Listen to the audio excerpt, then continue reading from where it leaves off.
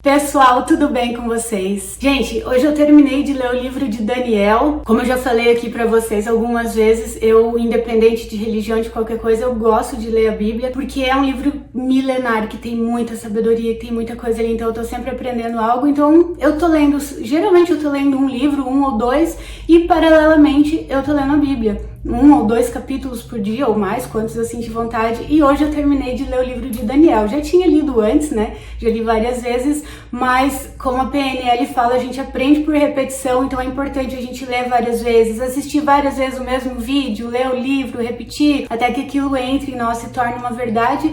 E você pode perceber, cada vez que você lê um livro, que você assiste um filme, você tira coisas dali que você não tinha passado despercebido antes, que você nem tinha se dado conta. E a vida de Daniel, gente, um exemplo assim incrível, impressionante, é de admirar assim o caráter dele, sabe? Então eu vou contar um pouquinho, vocês já devem ter ouvido falar sobre Daniel na Cova dos Leões, né? Bem famoso, tem até desenho para as crianças, tudo sobre a história dele. Daniel, ele era um dos sábios, né, que aconselhava o rei. Ele tava era ele e mais alguns amigos, Sadraque, Mesaque e Abednego. Tinha outros, né, conselheiros ali do rei. Só que tinha algo especial sobre Daniel. Daniel, ele tinha um dom, ele tinha revelação dos sonhos. Quando o rei tinha alguns sonhos, ele chamava todos os sábios, ninguém conseguia interpretar, ninguém conseguia decifrar os sonhos e as visões, senão Daniel. Então Daniel tinha algo sobre ele que era um espírito de excelência. Eles viam que tinha algo diferente sobre Daniel. A Bíblia fala que Daniel, ele se destacou. E olha que interessante, fala que ele se destacou.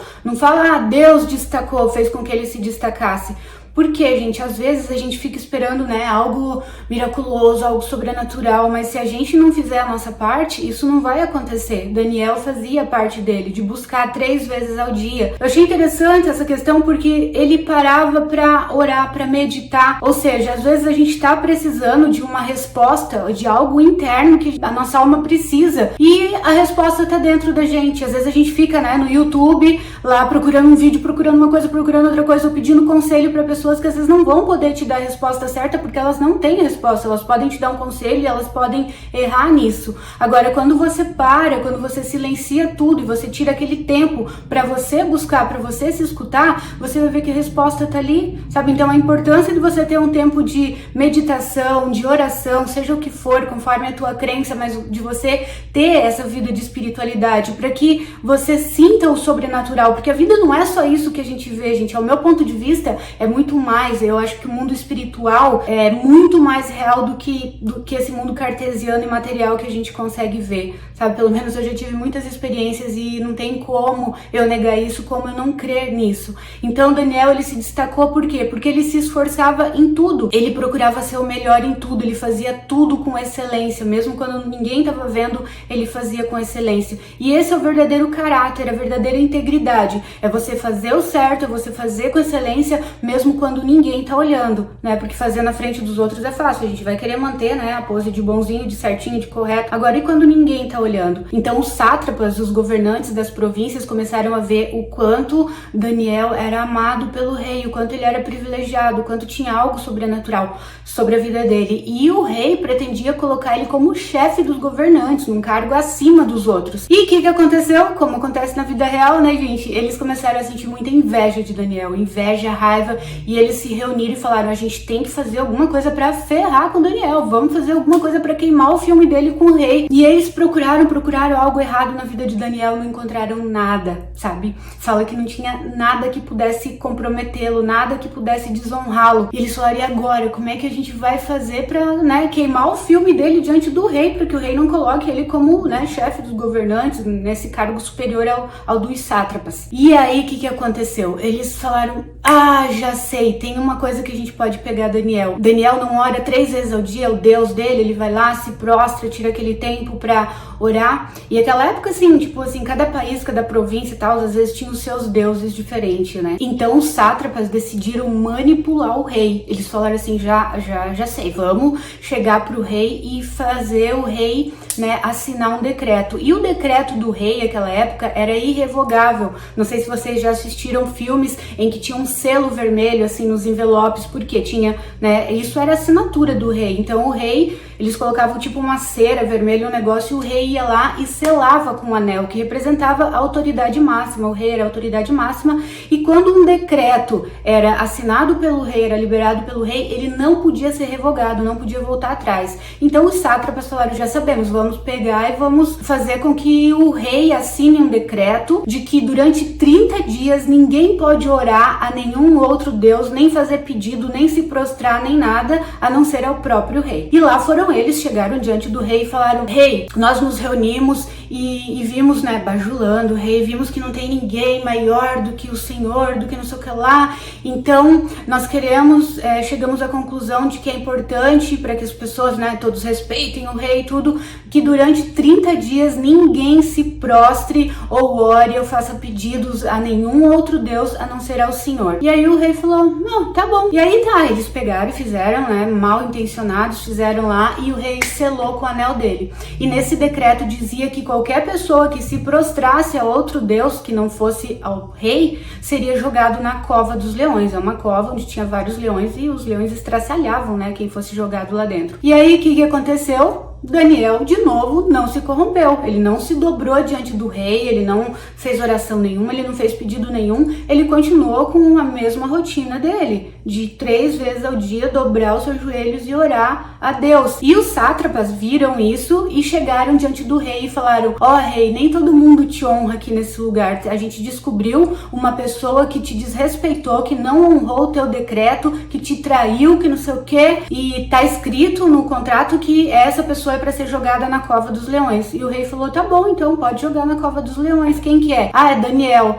E aí fala que o rei ficou aflito porque o rei amava Daniel, o rei sabia que tinha algo sobrenatural sobre a vida de Daniel. E aí o rei ficou muito aflito e os sátrapas falaram, ó, o senhor sabe que uma ordem do rei, que um decreto não pode ser revogado, senão o rei estaria tipo queimando o filme dele, quebrando a palavra dele, ele não poderia fazer isso, era uma lei. E aí o rei, muito aflito, tipo, não teve o que fazer, e aí eles pegaram e jogaram Daniel na cova dos leões. E conta a história que aquela noite o rei não dormiu, ele ficou tão angustiado, ele não dormia, e o coração apertado, angustiado. Mal amanheceu o dia, ele correu lá na cova dos leões e ele gritou, Daniel, será que o Deus a quem você constantemente serve te livrou da boca dos leões? E aí ele aflito esperando uma resposta, e Daniel respondeu, viva para sempre, rei. Uma coisa assim, como era de costume naquela época. Sim, o Deus a quem eu sirvo fechou, enviou seu anjo e fechou a boca dos leões, e eu estou bem. E aí o rei imediatamente pegou e mandou abrir, né, a cova lá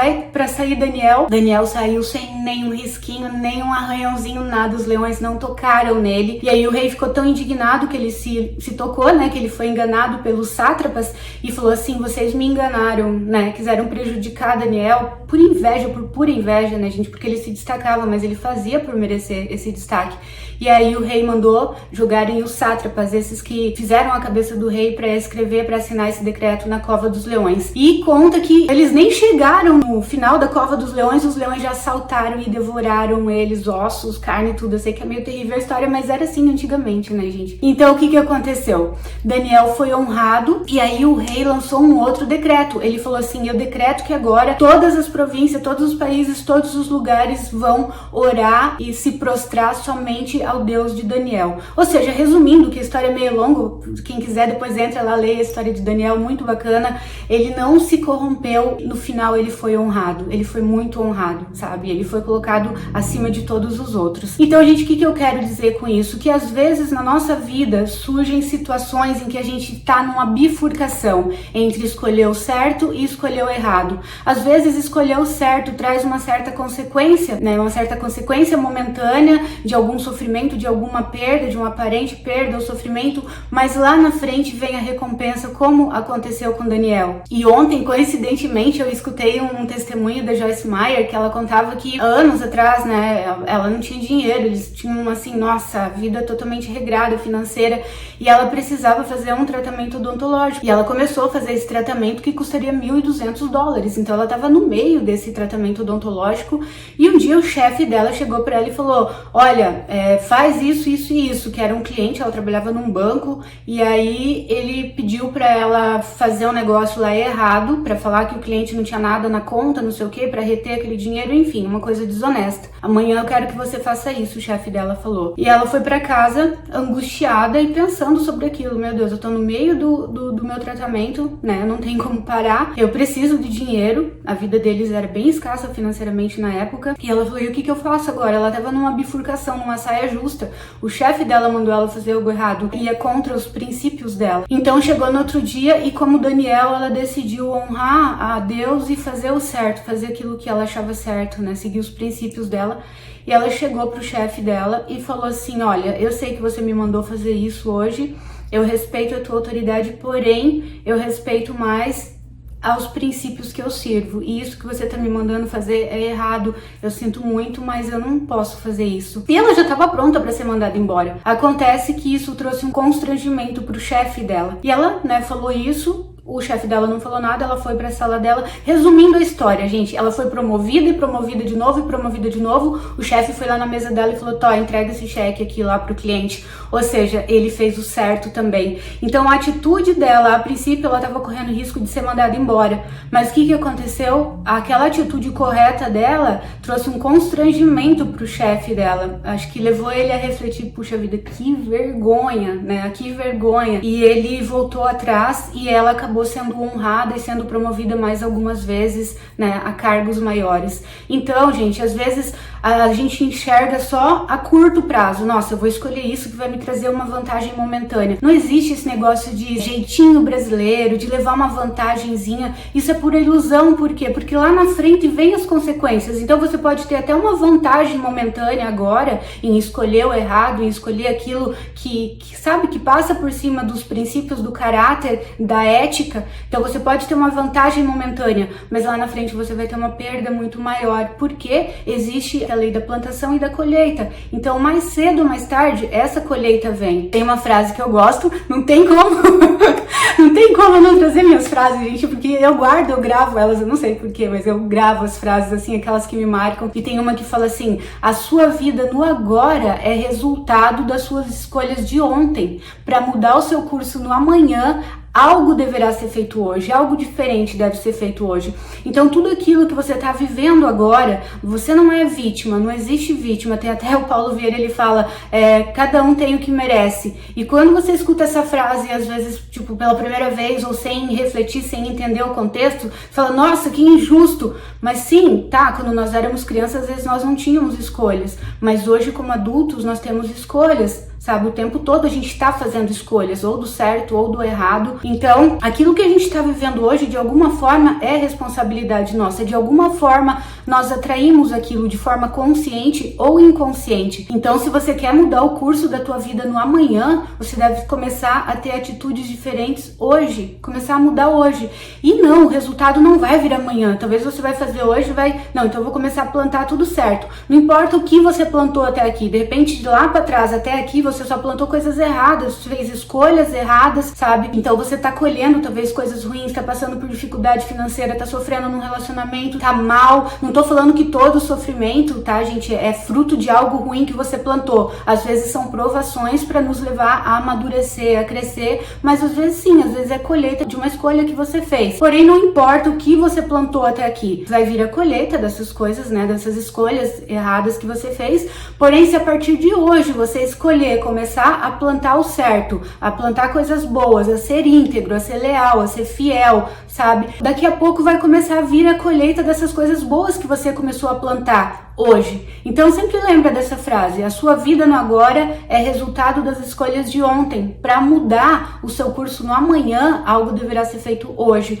Então hoje você pode escolher ter novas atitudes diante de uma bifurcação, ainda que você saia perdendo aparentemente ou no momento, escolha aquilo que é íntegro, escolha aquilo que você sabe que é o correto, que é ético, porque a recompensa vem lá na frente. O próprio Jesus deixou uma frase fantástica pra gente, né? Uma lição fantástica, é que ele fala: seja fiel no pouco e sobre o muito eu te colocarei. Então, foi no caso da Joyce Meyer, ela foi fiel naquilo ali e ela foi colocada sobre o muito. Nem sempre isso acontece, talvez você pode ser mandado embora, que nem no caso como ela, mas você vai ser honrado lá na frente, porque você tomou uma atitude que perante o universo, perante Deus, perante a vida, é eticamente correta. Então, a colheita dessa tua atitude correta também vem, e Jesus falou: seja fiel no pouco, ou seja, seja fiel nas mínimas coisas, e sobre o muito eu te colocarei. Ele fala que é ele que vai nos colocar, porque aquilo que você faz no oculto que ninguém tá vendo, às vezes teu chefe não tá vendo, às vezes ninguém te elogia, sabe, mas você, com a tua consciência, você sabe que você tá dando o teu melhor, que tu tá agindo com integridade, seja na tua empresa, seja no teu relacionamento, onde for, você tá agindo com ética e com integridade, então a colheita disso vai vir. Ele próprio diz: seja fiel no pouco e sobre o muito te colocarei. Ele vai nos colocar, porque ele vê todas as coisas, mesmo quando ninguém tá vendo, e essa é a verdadeira integridade, a gente fazer o certo quando ninguém tá vendo. Mas não tem como a gente ser colocado sobre o muito quando a gente não é fiel e leal desde as pequenas coisas, das coisas pequenas. Ok, gente? Então essa é a mensagem que eu queria deixar pra você hoje. Se você gostou desse vídeo, lembra de deixar o seu curtir aqui pra mim, de se inscrever no meu canal, aciona o sininho que tá aí pra você não perder os próximos vídeos. Também queria pedir pra você me seguir lá no Instagram, porque eu tô constantemente postando conteúdos novos que trazem bastante edificação, as pessoas pelo menos gostam muito, é só vocês lerem os comentários nas postagens, os destaques lá de depoimentos, e também pra você deixar teu comentário lá embaixo, porque eu amo ler os comentários de vocês, e dizer pra quem ainda não sabe que meu conteúdo já tá todo no Spotify, então você pode ouvir todos os meus conteúdos dirigindo o carro ou fazendo qualquer outra coisa, e também dizer pra quem ainda não sabe que eu tenho um outro canal aqui no YouTube que se chama Cheia de Graça, como vocês me pediam muito, dicas de beleza, de como eu faço essas ondas aqui no meu cabelo, maquiagem, procedimentos que eu faço no rosto, no corpo, bom, enfim, essas coisas voltadas pra beleza. Eu tenho um outro canal aqui no YouTube que eu comecei há pouco tempo só pra atender esse pedido de vocês mesmo, porque eu não tinha intenção de abrir, porém como começaram a surgir muitos pedidos, eu abri esse canal que se chama Cheia de Graça. Então, entra lá também, se inscreve, clica no sininho que vou estar sempre postando novidades também pra vocês. Tá bom, gente? Muito obrigada pela atenção, pelo carinho, um beijo grande, fiquem com Deus e até o nosso próximo vídeo.